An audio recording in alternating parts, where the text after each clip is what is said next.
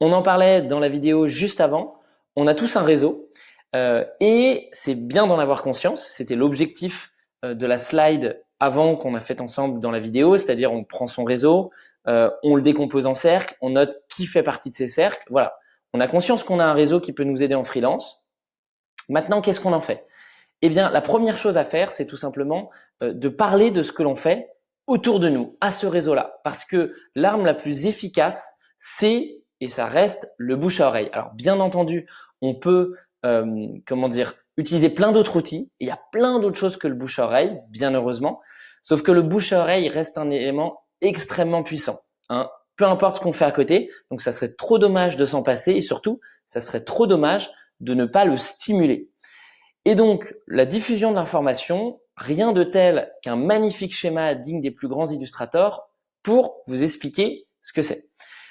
Tout simplement, la diffusion de l'information, pourquoi c'est important? Je vous l'ai mis ici parce que plus on diffuse l'information rapidement, plus un grand nombre de personnes vont penser à nous lorsque eux ou leur entourage auront besoin de nos services. Donc nous, on est au milieu, c'est le petit rond bleu, hein, c'est nous en tant qu'indépendants ou indépendantes. Et l'information, c'est cette petite flèche jaune. Plus on parle rapidement de ce qu'on fait à nos premiers cercles, donc là on pourrait imaginer que le premier cercle c'est celui-ci, le second ici et le troisième là, on peut plus que l'imaginer puisque c'est illustré ici, et plus en fait on en parle, plus nos cercles vont en parler à leur cercle, etc. Et donc plus l'information, comme quand on lance un caillou dans l'eau, va se diffuser à nos différents cercles et va aller loin pour parler de nous. Je suis bien placé pour vous en parler parce qu'au début, c'est pas du tout ce que j'ai fait.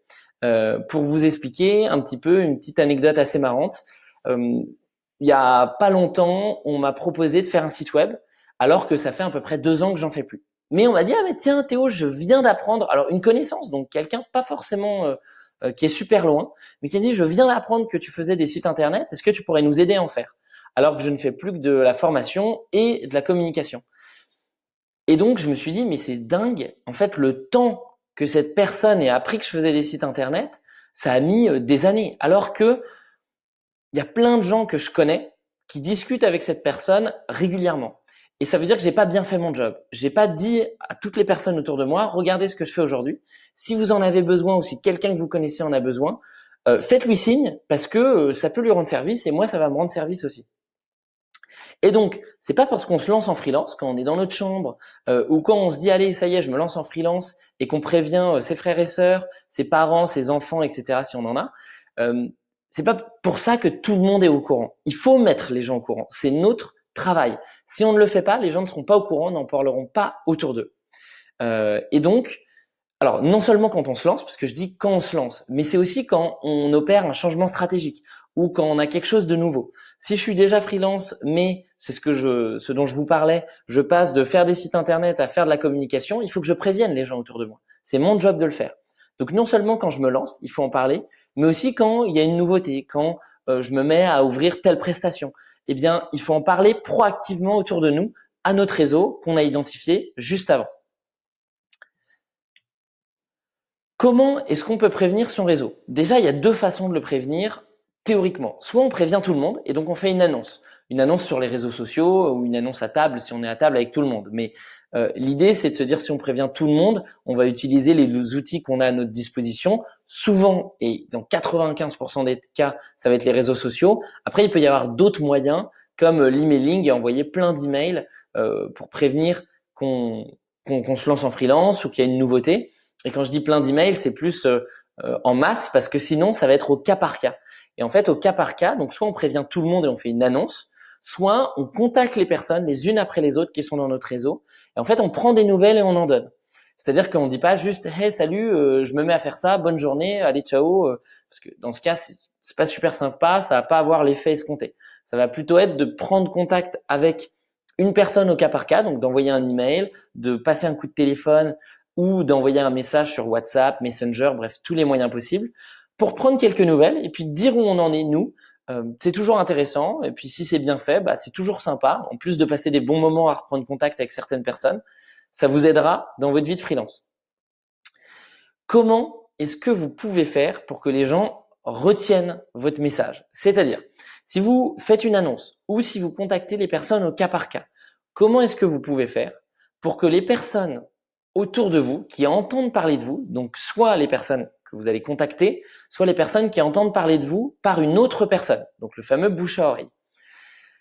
Lorsqu'on entend parler de vous, il y a un seul enjeu, c'est qu'on se souvienne de vous. C'est qu'on se dise, ok, après, quand on pense site internet, je pense à ce freelance qui en faisait parce que quoi? Parce que justement, vous, ce que vous racontez, c'est simple. Vous pouvez éventuellement mettre une anecdote, mettre de l'émotion ou créer une relation. Je vous explique. Déjà, la première technique pour qu'on se souvienne de vous, c'est avoir un discours simple. C'est comme une bonne blague. Une blague qui est compliquée, personne s'en souvient, personne la re-raconte. Parce qu'on oublie des détails, parce qu'on se souvient plus exactement ce que c'était, etc. C'est pareil pour n'importe quelle histoire. On a tous entendu la fameuse histoire de « il a eu 18 ou 20 sur 20 en philosophie en faisant telle ou telle chose ». Eh bien, c'est tellement simple comme histoire que tout le monde s'en souvient et que on peut la répéter. Donc la première chose à faire, c'est que quand vous parlez de vous, essayez d'avoir un discours simple. Ne dites pas tout. C'est comme un bon CV. Un bon CV, il n'y a pas toutes les informations à propos de nous. Parce que sinon, on ne sait plus où regarder, quoi retenir. Eh bien, c'est pareil. Quand vous parlez de ce que vous faites, il faut omettre certains détails pour ne garder que le plus important et l'essence même. Comme ça, votre discours est super simple. On sait ce que vous faites. Ensuite, une autre technique pour qu'on se souvienne de vous, c'est de raconter ce que vous faites à travers une anecdote. Donc, je sais pas, si moi je suis traducteur, ça peut être de raconter une anecdote avec un client pour qui j'ai traduit. En fait, il y a eu un énorme quiproquo. Ça peut être des petites anecdotes assez marrantes avec l'humour. On retient toujours mieux quand il y a un peu de l'humour dans les anecdotes. Voilà, ça peut être de trouver une histoire assez particulière qui va nous permettre de parler de ce qu'on fait et en fait aux autres personnes aussi d'avoir quelque chose de marrant à raconter à leur entourage. Encore une fois, il faut pas inventer quelque chose de nulle part, c'est plutôt pour vous dire si j'ai une anecdote marrante par rapport à mes clients, voilà, je travaille pour un client qui est complètement loufoque, je fais ci, je fais ça, eh bien c'est l'occasion de raconter ça quand vous discutez avec des personnes parce qu'on se souviendra de vous. Ensuite, c'est de mettre de l'émotion. Mettre de l'émotion, c'est quoi? C'est pas pleurer quand vous parlez de votre activité de freelance. Non, mettre de l'émotion, c'est utiliser des mots forts. Voilà, c'est dire que c'est important pour vous.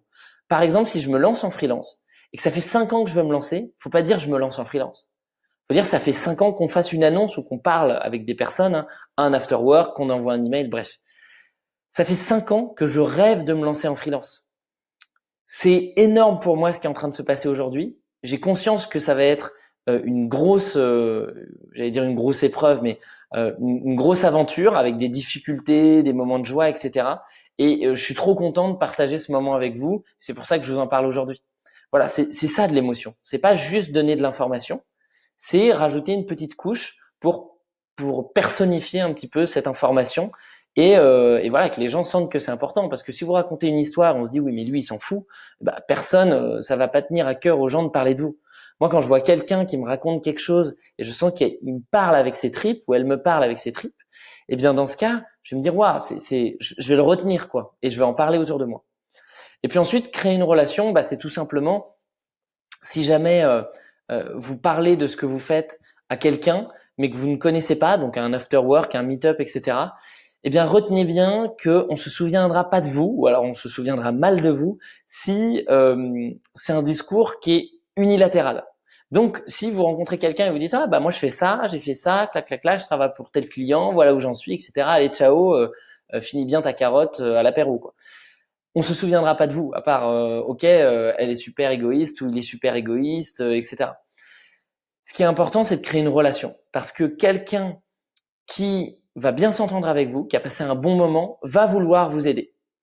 Et donc, à chaque fois, prenez le temps de connaître la personne en face de vous. Ça se trouve, non seulement elle va pouvoir vous aider directement parce que vous avez une question, ça se trouve, vous allez pouvoir l'aider. Voilà, demandez-vous toujours comment est-ce que je peux être utile à la personne, qu'est-ce qu'on peut faire de sympa ensemble, qu'est-ce que je peux faire de désintéressé, parce que c'est ça qui va créer une vraie relation. Ça peut sembler basique, mais de temps en temps, il faut le rappeler. Et c'est à partir de ces vraies relations que vous allez potentiellement avoir des vrais relais en bouche à oreille. Quelques exemples que j'ai pris et dont je vais vous montrer d'annonces qui ont été faites et dont vous pouvez vous inspirer.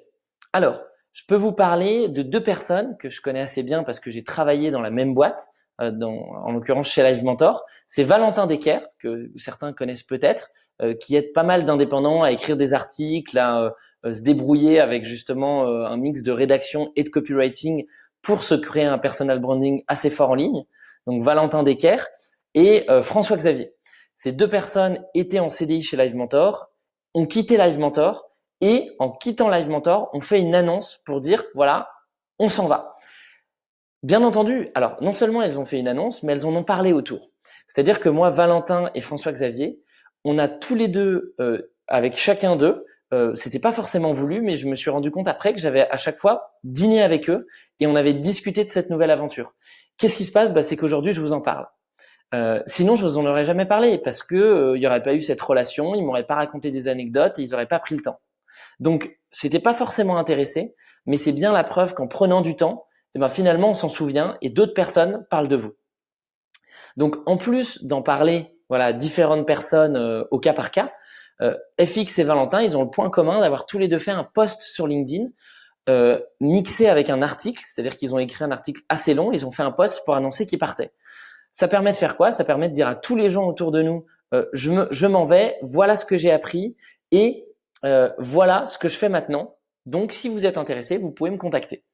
Je vous montre tout ça en live. Ça va peut-être vous paraître beaucoup moins abstrait. Valentin, on va aller voir son post sur LinkedIn.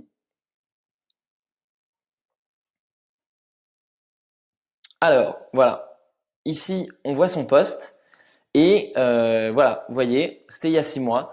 Après 2 années formidables, mon aventure chez Live Mentor a pris fin le 31 décembre, etc., etc. Donc là, il explique ce qu'il a fait, pourquoi il est super reconnaissant et son nouveau projet.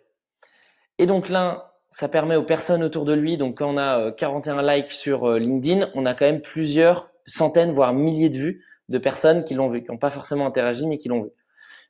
Écrire pour une startup, 2 années chez Live Mentor, clac, je clique. Et là, en plus du post, je vais avoir un article super complet qui m'explique, donc 18 minutes quand même, bravo à Valentin, qu'est-ce qu'il a fait, qu'est-ce qu'il a appris, il dit merci aux personnes avec qui il a travaillé, et en plus, il explique quels sont son nouveau projet et pourquoi est-ce qu'on peut le contacter. Je vous ai pris aussi l'exemple de FX.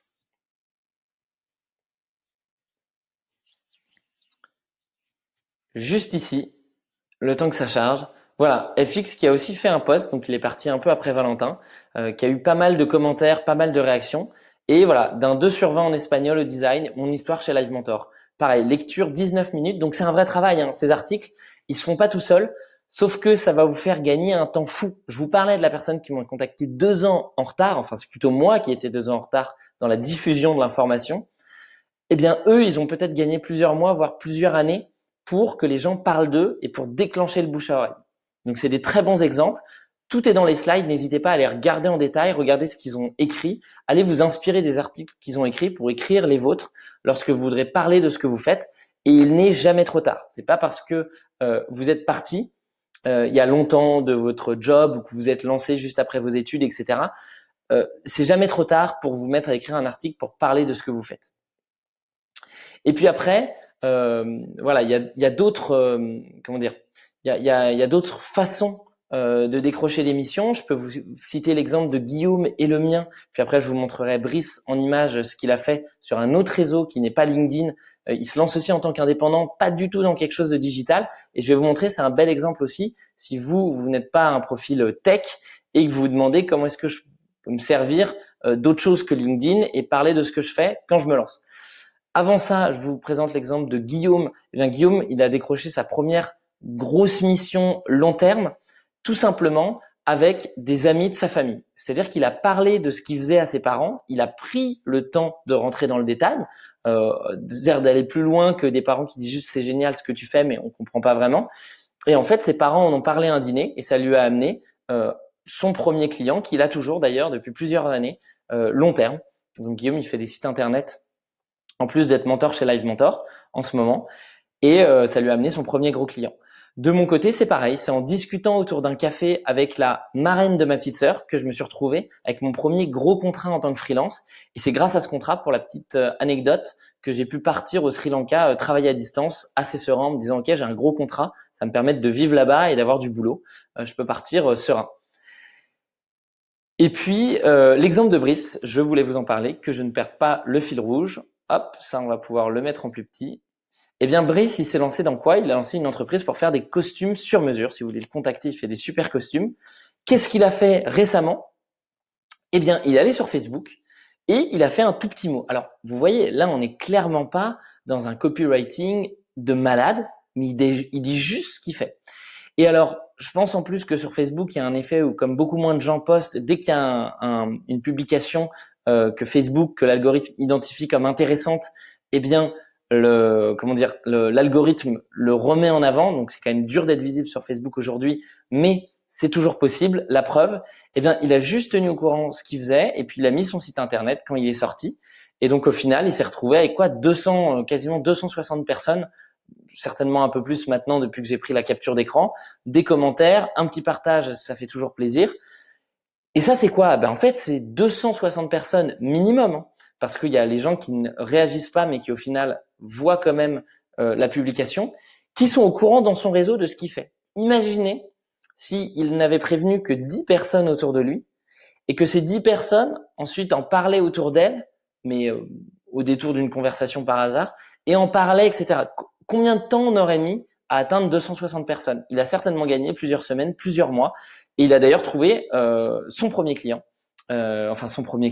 Son premier client qui ne connaissait pas directement, il l'a trouvé grâce à cette publication. Donc, ça fonctionne, faites-le, c'est vraiment un outil formidable, le réseau, si on l'utilise bien. L'exemple de FX sur LinkedIn, je vous en ai parlé juste avant. Et donc maintenant, par où est-ce que vous pouvez commencer? Déjà, la première chose, pour tenir votre réseau au courant. Comme votre réseau, c'est les gens avec qui vous discutez, vous interagissez régulièrement. Eh bien, vous mettez à jour vos profils sur les réseaux sociaux, dans votre signature email, bref, dans tous les endroits où vous êtes visible. On en reparlera dans d'autres vidéos de comment bien optimiser son profil, qu'est-ce qu'on peut mettre à jour, qu'est-ce qu'on peut raconter. La première chose à faire, c'est que quand vous avez une nouveauté dans votre activité de freelance, vous mettez à jour vos profils.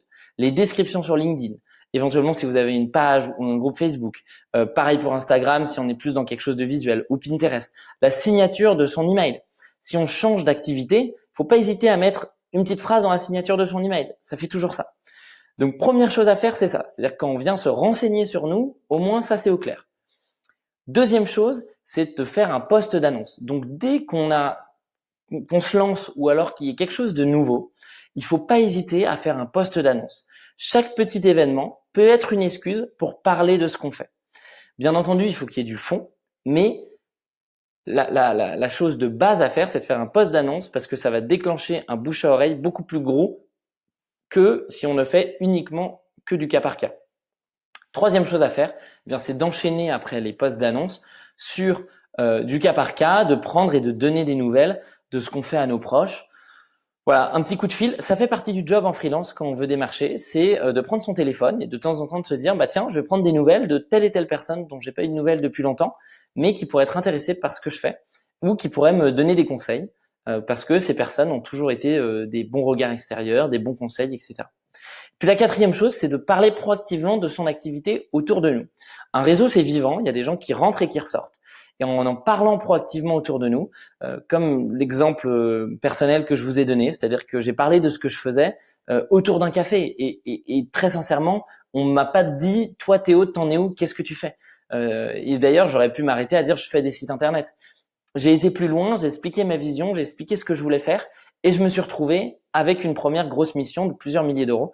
Donc c'est comme ça que vous pouvez trouver des missions, c'est aussi en parlant proactivement autour de vous, physiquement, de votre activité. Mettez-y de l'âme, mettez-y de l'émotion, créez des vraies relations et c'est comme ça que vous allez réussir à avoir un réseau solide qui va vous aider et qui va vous être utile pour toute votre vie de freelance et votre expansion puisque je le rappelle, c'est l'objectif de cette formation et de la mise en place de toutes ces petites actions.